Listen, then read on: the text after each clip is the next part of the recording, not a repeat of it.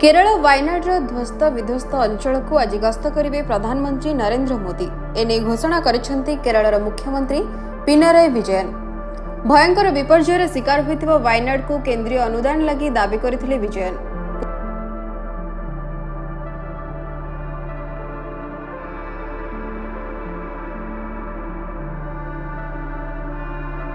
पूर्व विरोधी दल नेता राहुल गांधी और कांग्रेस साधारण संपादिका प्रियंका गांधी यह अंचल परिदर्शन करथिले।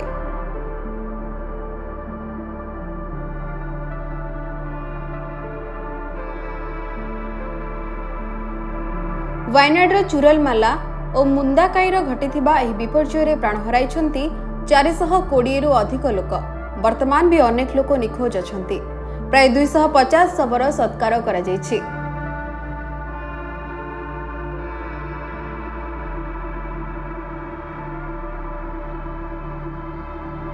गत जुलाई 30 तारिखर विभीषिका पर एनडीआरएफ, एसडीआरएफ, 3 बाहिनी, अग्निशम बाहिनी, वन विभाग, राज्य पुलिस मेगा ऑपरेशन जारी रहिथिला। वर्तमान भी विभिन्न रिलीफ शिविर रे 10,000 रु अधिक विपन्न रहिछंती। एही विपर्यय को जातीय विपर्यय घोषणा करबा लागि राहुल समेत विभिन्न दलर नेता केंद्र निकटरे दाबी करथिले। सेपटे 10 दिनर नॉनस्टॉप रेस्क्यू ऑपरेशन पर वायनाड विदाय नहीं सेना।